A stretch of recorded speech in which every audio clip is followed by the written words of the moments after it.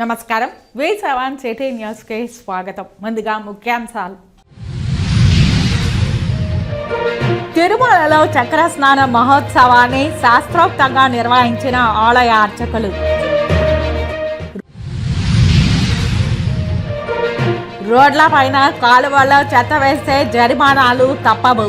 ప్రజా ఫిర్యాదుల పరిష్కార వేదికలో వచ్చిన సమస్యలను అధికారులతో కలిసి పరిష్కరించిన నగర కమిషనర్.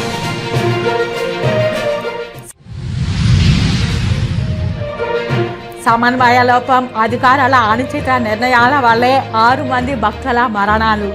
టీటీడీ అధికారులు పోలీసుల మధ్య కోఆర్డినేషన్ సక్రమంగా లేదన్న మాజీ కేంద్ర మంత్రి చింతామోహన్.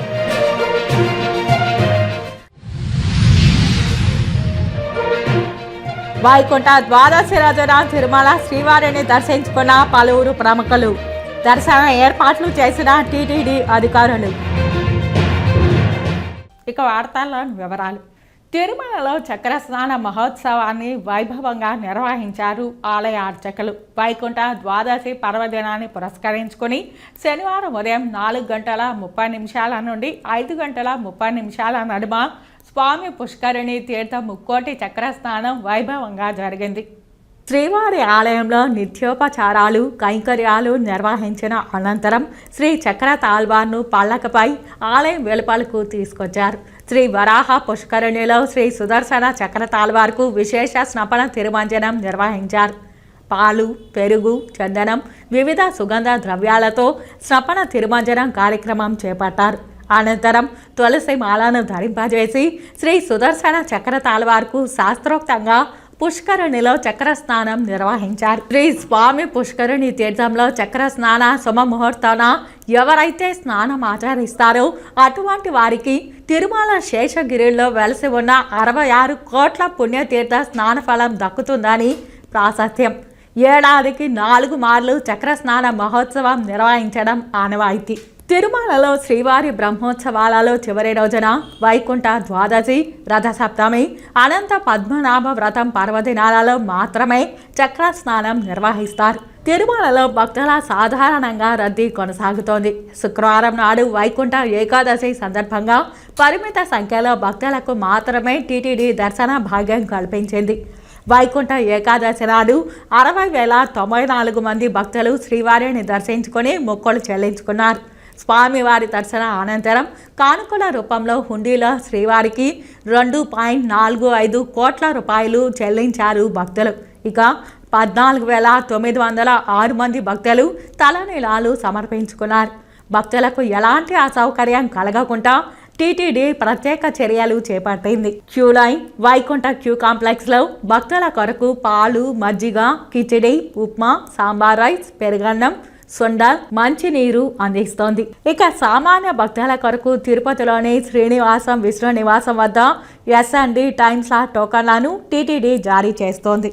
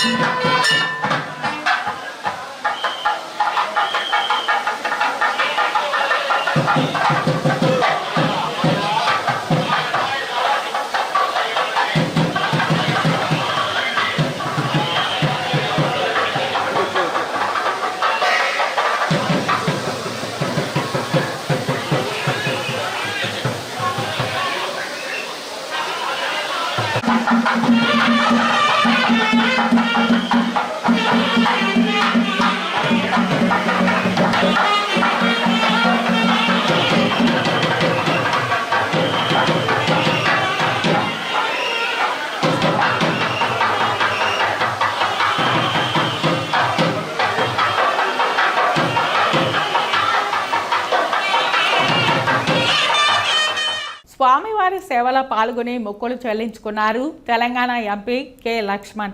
వైకుంఠ ద్వాదశి సందర్భంగా కుటుంబ సభ్యులతో కలిసి తిరుమల శ్రీ వెంకటేశ్వర స్వామి వారిని దర్శించుకున్నారు తెలంగాణ ఎంపీ కె లక్ష్మణ్. దర్శన అనంతరం వేద పండితులు వేదాశీర్వచనం రంగనాయకుల మండపంలో అందించగా ఆలయ అర్చకులు తీర్థ ప్రసాదాలు అందజేశారు. ఆలయం వెలుపల లక్ష్మణ్ మాట్లాడుతూ వైకుంఠ ద్వాదశి రోజున స్వామివారిని దర్శించుకోవడం చాలా సంతోషంగా ఉందన్నారు. తిరుపతిలో జరిగిన సంఘటన చాలా దురదృష్టకరమని విచారం వ్యక్తం చేశారు. 6 మంది భక్తులు చనిపోవడం హృదయాన్ని కలచివేసిందన్నారు. ప్రభుత్వం ముఖ్యమంత్రి వెంటనే స్పందించి బాధితులను అన్ని విధాలా ఆదుకోవడాన్ని స్వాగతిస్తున్నానని తెలిపారు. ముఖ్యమంత్రి న్యాయ విచారణకు ఆదేశించారని గుర్తు చేశారు. ఇలాంటి ఘటనలు పునరావృతం కాకుండా గట్టి చర్యలు తీసుకోవాలని టీటీడీకి సూచనలు సూచించారు. ప్రయాగ్రాజ్లో జరగనున్న కుంభమేళాకు అక్కడి ప్రభుత్వం పెద్ద ఎత్తున ఏర్పాట్లు చేస్తోందన్నారు. వైకుంఠ ఏకాదశి పర్వదినం పురస్కరించుకొని ఈ పవిత్రమైనటువంటి 10 రోజుల్లో వైకుంఠం ద్వారా వాళ్ళ దర్శనం చేసుకోవడానికి భక్తులు దేశవ్యాప్తంగా కూడా తరలి రావడము. ఈరోజు నేను వైకుంఠ ద్వాదశి పురస్కరించుకొని స్వామివారిని దర్శించుకోవడం ధన్యునిగా భావిస్తూ ఉన్నాను.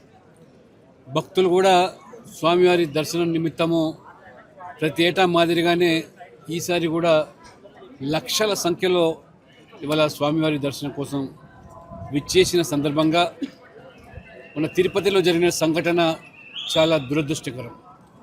దాదాపు 6 మంది భక్తుల తొక్కిసలాటలో చనిపోవడము అది నిజంగా విచారకరమైన విషయము. ప్రభుత్వము ముఖ్యమంత్రి గారు వెంటనే మరి స్పందించి ఆ యొక్క బాధిత కుటుంబాలకు కూడా మరి న్యాయం చేయడానికి ఆర్థిక పరంగా ఉద్యోగపరంగా అన్ని రకాలు కూడా విద్యాపరంగా కూడా ముందుకు రావడం నేను స్వాగతిస్తూ ముఖ్యమంత్రి గారు న్యాయ విచారణ కూడా ఆదేశించడం, ఈ న్యాయ విచారణ సందర్భంగా మరి ఏ యొక్క అంశాలు అయితే వెలుగులోకి వస్తాయో తప్పకుండా ప్రభుత్వం స్పందించి దానికి తగ్గట్టుగా చర్యలు తీసుకోవాల్సిందిగా నేను భావిస్తూ ఉన్నాను.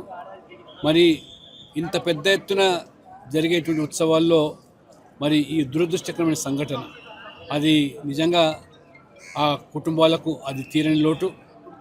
వారి భగవంతుడు వారి ఆత్మకు వాళ్ళందరికీ కూడా శాంతి చేకూర్చాలని, అందులో ఏ లోటుపాట్లు కానీ లేదా లోపాలు కానీ భవిష్యత్తులో పునరావృతం కాకుండా వాటి పట్ల కూడా ప్రభుత్వము బోర్డు అధికారులు కూడా జాగ్రత్తలు తీసుకోవాలని, అధికారులు కూడా ఇంకా ఇటువంటి పవిత్ర దినోత్సవాల సందర్భంగా అది బ్రహ్మోత్సవాలైనా మరి ఏకాదశి పర్వదిన సందర్భంగా అయినా ముందస్తుగానే అన్ని జాగ్రత్తలు తీసుకోవాల్సిన ఆవశ్యకత ఉందని ఇవాళ నేను గర్వపడుతాను. ఇవాళ హిందుత్వము సనాతన ధర్మం కోసము ఇవాళ మొత్తం ప్రపంచవ్యాప్తంగా కూడా ఏ రకంగా భక్తులు తమ విశ్వాసాన్ని చాటుకుంటున్నారో రేపు ప్రయాగ్రాజ్లో జరిగేటువంటి మహాకుంభమేళలో కూడా అక్కడ యోగి ప్రభుత్వం కూడా గత 6 మాసాలుగానే పగడ్బందీగా చర్యలు తీసుకుంటూ కోట్లాది మంది భక్తులకు ఆ పుణ్య స్థానాలకు కానీ లేదా ఆ భక్తుని సేవించడానికి ఎవరైతే వస్తున్నారో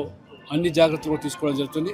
కాబట్టి సనాతన ధర్మం యొక్క విలువలను ఈనాటి సమాజము ఈనాటి యువత కూడా గమనిస్తూ ఉన్నది. కాబట్టి సనాతన ధర్మం పట్ల మొన్న విజయవాడలో జరిగినటువంటి ఏదైతే హిందూ శంకారావం కూడా ప్రజలు స్వచ్ఛందంగా తరలి రావడం ఇది ఒక సంకేతంగా మనం గుర్తుంచుకోవాలి. కాబట్టి సనాతన ధర్మం పట్ల ఎవరైనా మరి దానికి మరి వికృతంగా దాన్ని మరి విమర్శించేదానికి అదొక ఫ్యాషన్గా మారిపోయింది. ఇప్పటికైనా సనాతన ధర్మం మనల్ని కాపాడితే ధర్మాన్ని మనం కాపాడితే ధర్మాన్ని కాపాడుతున్న విషయాన్ని కూడా గమనించాల్సిన అవసరం ఉందని చెప్పి ఈ సందర్భంగా తెలియజేస్తాం. మకర సంక్రాంతికి స్వాగతం పలుకుతూ సంక్రాంతి పండుగ రోజులు శుభప్రదంగా జరిగి సర్వజనులకు శోభాయమానం కావాలని కోరుతూ రాయలసీమ రంగస్థలి కళాకారులు గోవిందనామ సంకీర్తనాలతో తమ భక్తి భావాన్ని చాటారు.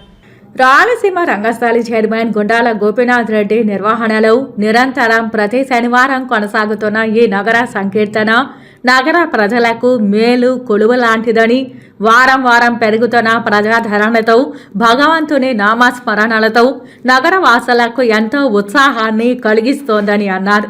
ఈ కార్యక్రమంలో తిరుపాలాచారి, వెంకటాద్రి, ధనంజయ రెడ్డి, చంద్రబాబు నాయుడు, కేశవరెడ్డి, సుబ్రహ్మణ్యం, మునిరత్నం ఆచారి, తొండమనాటి సుబ్రహ్మణ్యం రెడ్డి తదితరులు పాల్గొని విక్రాంత్ స్వామి ఆధ్వర్యంలో భక్తులకు ప్రసాదాలు పంపిణీ చేశారు. చౌదరి ఈ గోవిందరాజ స్వామి ఆలయం చుట్టూ ప్రతి శనివారము ఉదయం జరిగే నగర సంకీర్తనలో మేమంతా కూడా సభ్యులం. ఈ నగర సంకీర్తన అనేది చాలా ఆరోగ్యదాయకమైన విధానం. ఇది పూర్వకాలం నుండి ప్రతి గ్రామంలో కూడా పొద్దున సాయంత్రం నగర సంకీర్తనలు జరిగేవి. అయితే మనము వాటిని అంతా మర్చిపోయి ఇప్పుడు మారిన ఈ టెక్నాలజీ సాంకేతిక ప్రపంచంలో వాటినన్నిటినీ మర్చిపోయి ఈరోజు ఎటంటే అటు ఒక దశ లేకుండా ఉండే సమాజం ఉంది ఈరోజు మనం చూస్తుంటే. ఇప్పుడు దీన్నంతా కూడా మనం సరిదిద్దుకోవాలి. మన సనాతన సాంప్రదాయంలో ఏవైతే ఉన్నాయో ఆ మార్గాల్ని మనం అనుసరించి, ముఖ్యంగా మోక్షము అని మన హైందవ సమాజంలో మోక్షము అనేది ఒక ఘట్టము. ఈ మోక్ష సాధన అనేదానికి ఒక 3 మార్గాలు: భక్తి మార్గము, జ్ఞాన మార్గము, కర్మ మార్గం అని. అందులో భజనకు సంబంధించినది భక్తి మార్గము. ఈ భక్తి మార్గము, ఈ భజనలో మనం పాల్గొనే దానివల్ల సులభ పద్ధతిలో మనకు మోక్షం దొరుకుతుందనేది కూడా మన పెద్దలు అనేక సందర్భాల్లో చెప్తూ ఉంటారు. అయితే ప్రతి వాళ్ళు కూడా, ప్రతి హైందవ కుటుంబానికి సంబంధించిన వాళ్ళు కూడా ఈ భజనలో పాల్గొనేదానికి ప్రయత్నం చేసి, ఇక్కడ ప్రతి శనివారము పొద్దున 5:30కు ప్రారంభమయ్యే ఈ నగర సంకీర్తనలో అందరూ కూడా వచ్చి పాల్గొని ఎక్కువ సంఖ్యలో ఈ సంకీర్తన చేసి ఆ విధంగా భగవంతుడి యొక్క ఆశీస్సులు పొంది మోక్ష సాధనకు కూడా అది మార్గం అవుతుందని చెప్పి నేను అందరికీ మనవి చేస్తున్నాను. తిరుపతిలో ఉండే ప్రజలందరూ కూడా ఇది ఒక అదృష్టంగా భావించి ఈ కార్యక్రమంలో పాల్గొనాలా. పొద్దునే వచ్చి ప్రతి శనివారం భజనలో పాల్గొనాలని నేను అందరికీ విన్నపం చేస్తున్నాను. సనాతన ధర్మ పరిరక్షణలో భాగంగా రాష్ట్రీయ హిందూ వాహిని సంఘటన సంస్థ చేస్తున్న సేవలు అపూర్వం, అభినందనీయమని సంస్థ నాయకులు పేర్కొన్నారు. ఇందులో భాగంగానే కొత్తగా నియమితులైన శ్యామల సునంద, హేమంత రాజు సునందలకు నియామక పత్రాలను అందజేశారు. తిరుపతి ప్రెస్ క్లబ్లో శనివారం ఉదయం ఏర్పాటు చేసిన మీడియా సమావేశంలో వారు మాట్లాడారు. ఈరోజు జిల్లా మహిళా అధ్యక్షురాలుగా, తిరుపతి జిల్లా మహిళా అధ్యక్షురాలుగా హేమలత గారికి ఈరోజు మేము నియామక పత్రాన్ని ఇస్తున్నాం. అలాగే రాష్ట్ర అధికార ప్రతినిధిగా శ్యామల గారిని నియమిస్తున్నారు. అక్కడ శ్యామల గారికి కూడా నియామక పత్రం ఇస్తున్నాము.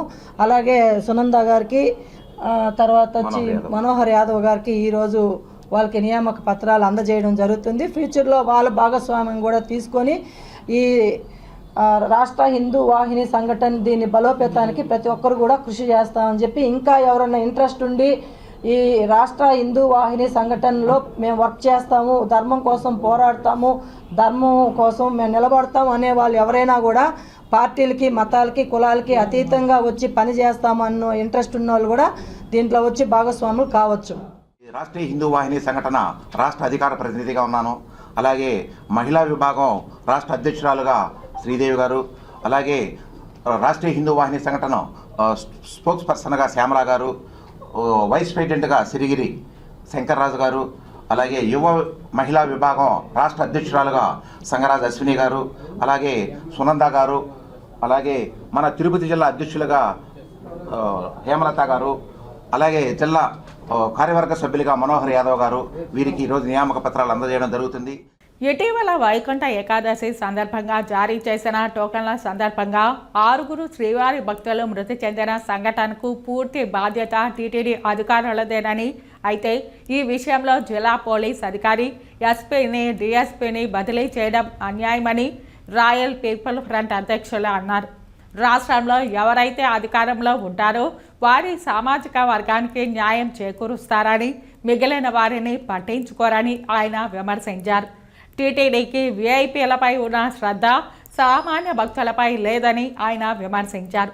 తిరుపతి ప్రెస్ క్లబ్లో విలేకరుల సమావేశంలో ఆయన మాట్లాడారు.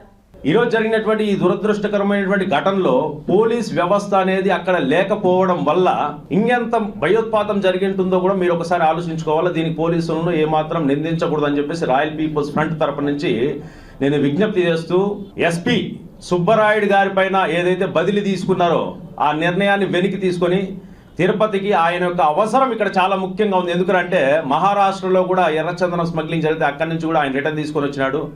గంజాయి పైన ఉక్కుపాతం మోపడం జరిగింది, స్మగ్లింగ్ అరికట్టడం జరిగింది. తిరుపతిలో అల్లర్లు, భూదందాలు వీటన్నిటిని నివారించి ఇక్కడ శాంతి భద్రతలు కాపాడటంలో చేసి ఆయన ప్రముఖ పాత్ర పోషించినారు.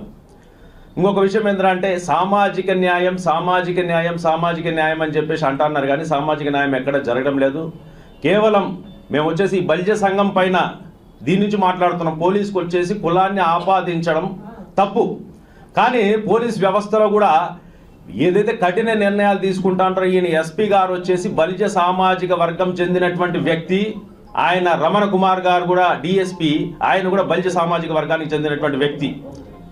సో వీళ్ళపైన చర్య తీసుకోవడాన్ని మేము వచ్చేసి ఖండిస్తున్నాం. రాష్ట్రంలో ఉన్నటువంటి బలిజ సామాజిక వర్గం నుంచి ఈ విషయాన్ని ఖండిస్తూ తక్షణమే వారిపై తీసుకున్నటువంటి ఏదైతే చర్యలు ఉన్నాయో వాటిని వెనక్కి తీసుకొని తిరిగి వాళ్ళకి పోస్టింగ్ ఇవ్వాలని చెప్పేసి రాయల్ పీపుల్స్ ఫ్రంట్ తరపు నుంచి విజ్ఞపిస్తున్నాం.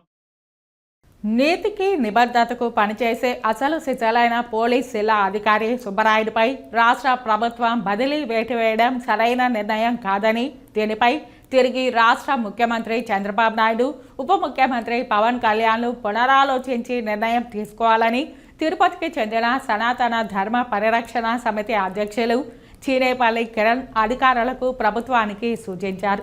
తిరుపతి ప్రెస్ క్లబ్లో ఏర్పాటు చేసిన విలేకరుల సమావేశంలో ఆయన మాట్లాడారు. ఈ సారిని ఒక్కరిని బదిలీ చేయడం అనేది ఈ తిరుమల సంఘటన ఒకటే అని నేను అనుకోవట్లా. ఇంకా లోపల ఏదైనా సంఘటన ద్వారానే, లోపల ఉన్నటువంటి ఒత్తిడి ద్వారానే దీన్ని చూపించి మన ఎస్పీ గారిని బదిలీ చేశారని అనుకుంటున్నాం. దయచేసి నేను మన గౌరవ ముఖ్యమంత్రి నారా చంద్రబాబు నాయుడిని వేడుకుంటున్నాయా, ఈయన వచ్చిన తర్వాత గతంలో కన్నా తిరుపతి చాలా అభివృద్ధి, అంటే ప్రశాంతత కనపడతా ఉంది, ప్రశాంతత తెలుస్తూ ఉంది. అరాచకాలు కొన్ని కంటే ప్రజలు భయపడే ప్రజలందరూ కూడా కొద్ది నెమ్మదిస్తున్నారు. అరాచక శక్తులు యువత వల్ల కలిగే ఇబ్బందులు లేకుండా ప్రశాంతంగా ఉన్నారు. ఈ క్షణంలో మీరు అతని మీద డెసిషన్ తీసుకొని బదిలీ చేస్తున్నారు.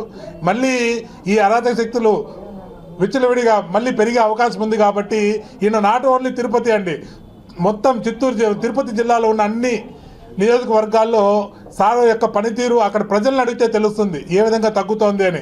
దయచేసి ఈసారిని ఇంకా కనీసం ఒక 2 ఏళ్ళన్నా ఎస్పీ గారిని ఇక్కడ ఉంచితే మాకే కాదు, ప్రజలకే కాదు, తిరుపతికి, ఈ తిరుపతి నగరానికి కూడా ఒక రోల్ మోడల్గా ఉంటాడు. ప్రశాంతమైన తిరుపతిని చూడడానికి ఒక అవకాశం ఉంటుందని దయచేసి గౌరవనీయులు చంద్రబాబు నాయుడు గారిని ఎస్పీ గారి యొక్క బదిలీ మీద ఒక్కసారి ఆలోచించాలని, పునరాలోచించాలని.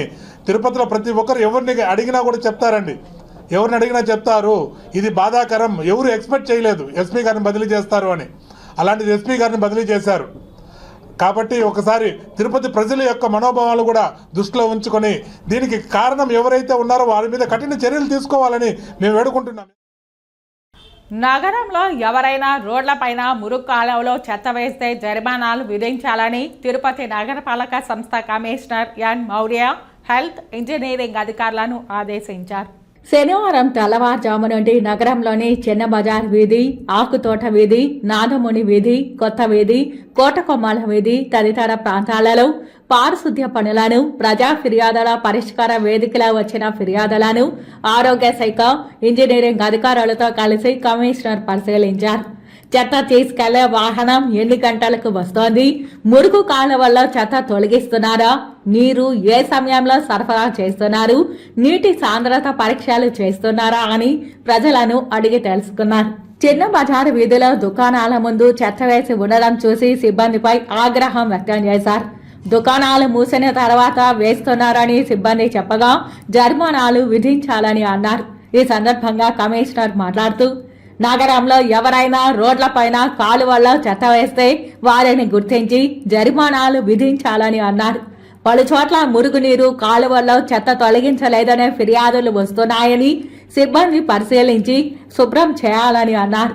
దుకాణాల ముందు చెత్త వేస్తున్న వారికి జరిమానాలు విధించి చెత్త బుట్టలు ఏర్పాటు చేసుకునేలా అవగాహన కల్పించాలని సూచించారు.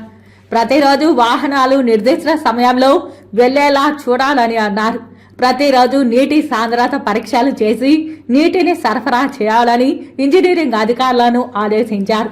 ప్రజా ఫిర్యాదుల పరిష్కార వేదికలో ఫిర్యాదు చేసిన వారిని స్వయంగా కమిషనర్ కలిసి సమస్యకు పరిష్కార మార్గం చూపారు.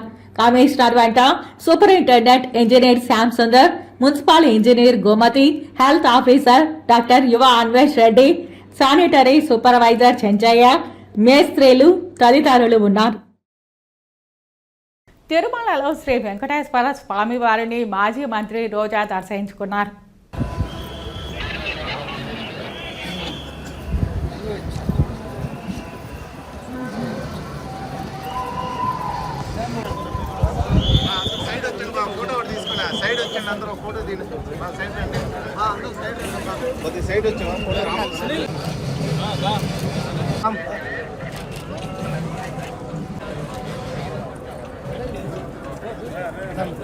గురు గురు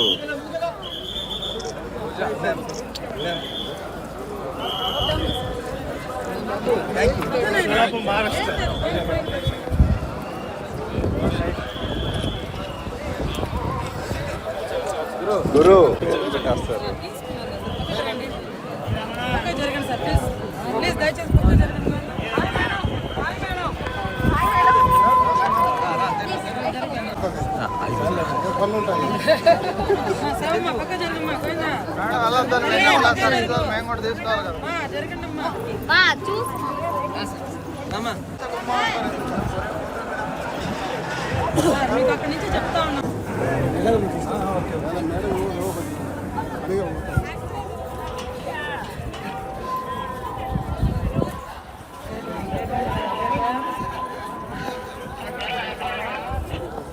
చేసుకొని గేట్ వేసుకొని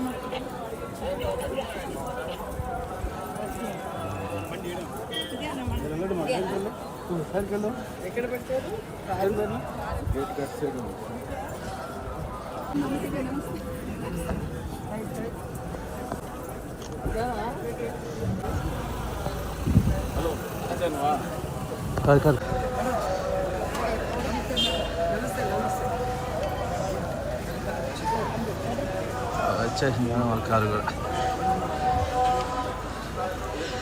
వైకుంఠ ద్వాదశి శుభాకాంక్షలు.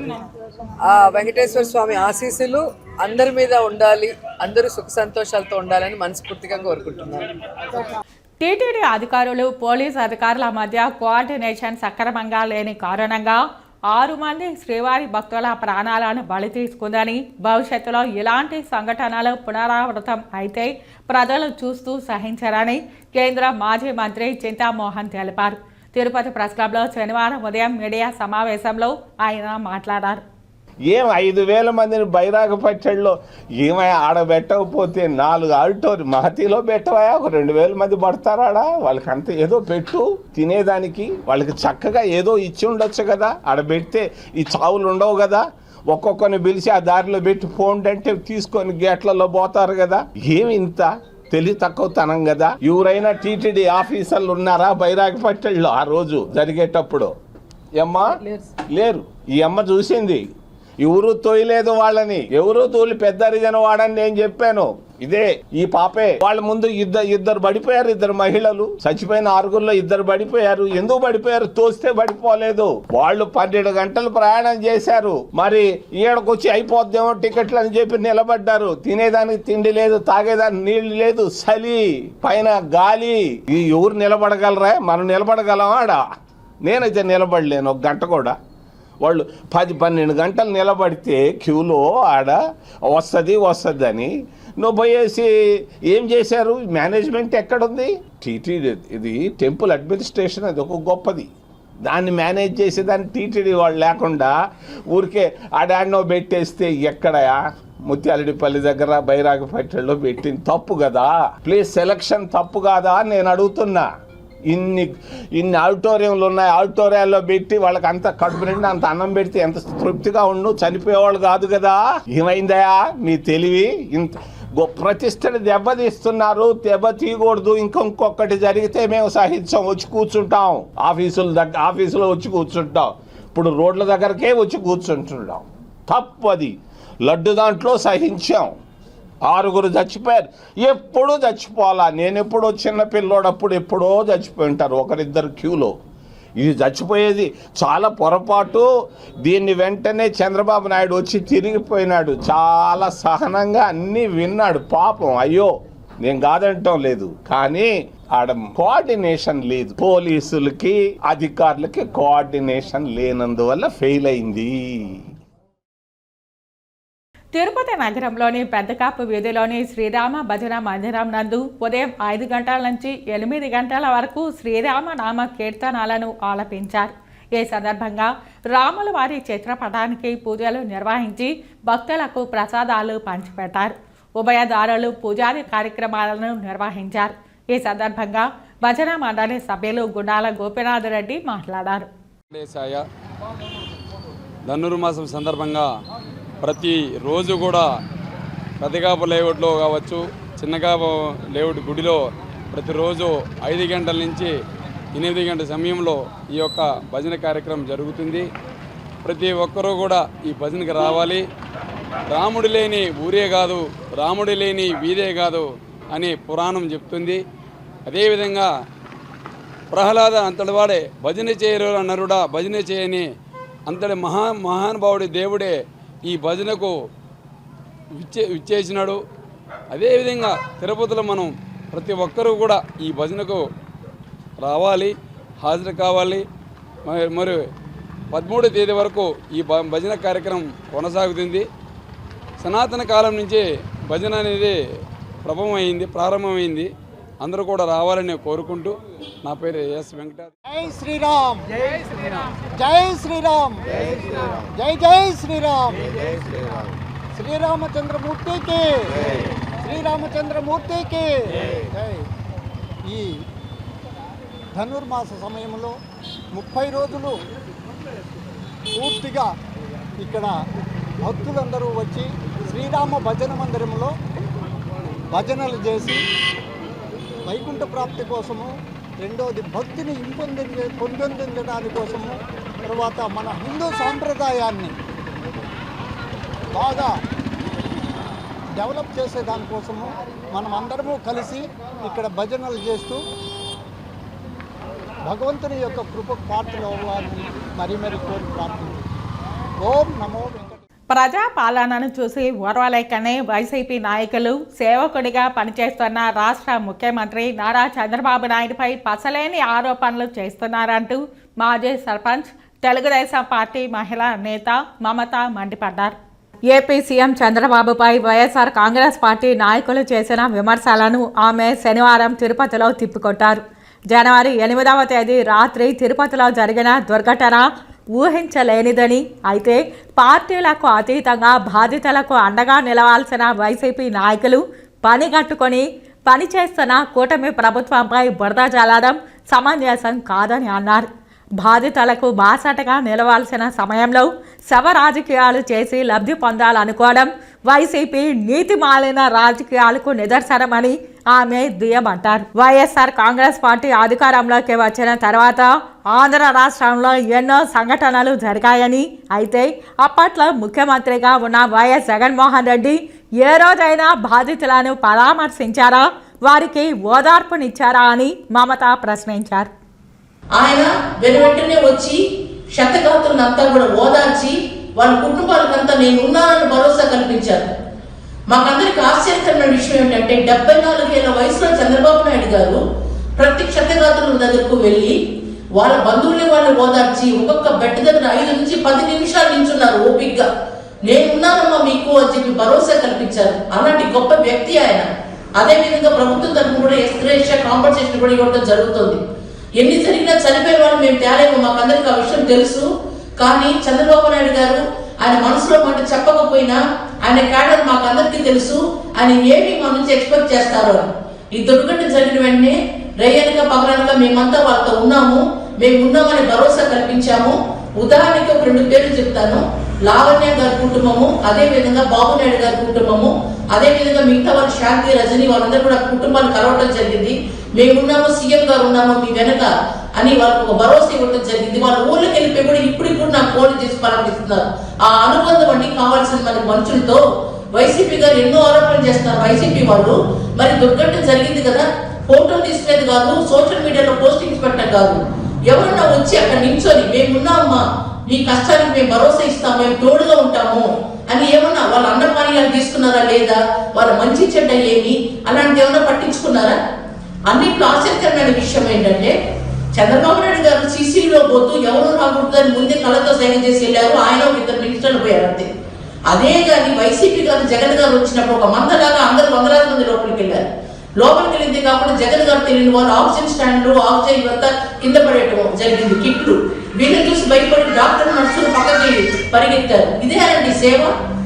ఆల్రెడీ మనకి ఈ విధంగా కిక్కిరిసి ఉండి తొక్కిసలాట జరిగింది అన్నారు. మరి హాస్పిటల్లో పోయి జై జై జగన్ అంటాం, నినాదాలు చేయటం, తొక్కిసలాట చేయటం ఇదే న్యాయమో?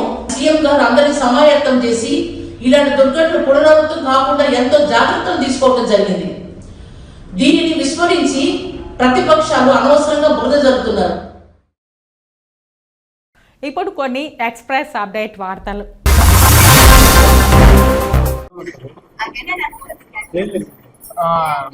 యాక్చువల్గా మేము ఫ్రంట్ పోతా ఉన్నాము, మా ఎదురుగానే పోతున్నా, ఆయన స్లోగానే పోతున్నారు. చిరుతుపల్లి అనేది పెద్ద భారీ సైజ్ లో ఉంది. ఓవర్టేక్ చేస్తాం అంటే క్రాస్ అవుతున్నది రోడ్డు. ఆ టైంకి సడన్ గా ఆయనకి బ్రేక్ వేసే ఛాన్స్ కూడా లేదు. సడన్ గా ఫ్రంట్ వచ్చేసింది. దానివల్ల దానికి తగులుకొని పడిపోయినారు. ఆయన వెహికల్ ఎగిరి పడిపోయారు. ఆ ఊరు వాళ్ళు మాకు తెలిసిన అతను, సో దాన్ని బట్టి ఐడెంటిఫై చేసాం. నేను వెనకాల ఆయన వెనకాలే ఉన్నది. నేను అది ఉంటుంది 5 feet పైన ఉంటుంది, బాగా బల్క్ పెద్దది. అటు సైడ్ నుండి అడవిలోకి ఎంటర్ అవుతాను. సైన్స్ సెంటర్ కి అడవిలోకి ఎంటర్ అవుతాను. సైన్స్ సెంటర్ సైడ్ ఇటు పక్క నుండి మన లోపల క్రాస్ అవుతాను. ఈ స్విమ్స్ ఇవన్నీ ఉంది కదా, అక్కడ నుండి ఫారెస్ట్ లోకి మనీ టీటీడీలో వర్క్ చేస్తున్నారు, మెడికల్ డిపార్ట్మెంట్ లో. వార్తలు ముగించే ముందు ముఖ్యాంశాలు మరోసారి. తిరుమలలో చక్ర స్నాన మహోత్సవాన్ని శాస్త్రోక్తంగా నిర్వహించిన ఆలయ అర్చకులు. రోడ్ల పైన కాలువల్లో చెత్త వేస్తే జరిమానాలు తప్పవు. ప్రజా ఫిర్యాదుల పరిష్కార వేదికలో వచ్చిన సమస్యలను అధికారులతో కలిసి పరిష్కరించిన నగర కమిషనర్.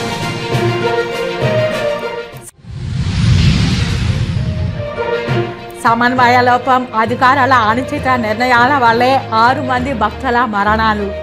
టీటీడీ అధికారులు పోలీసుల మధ్య కోఆర్డినేషన్ సక్రమంగా లేదన్న మాజీ కేంద్ర మంత్రి చింతామోహన్.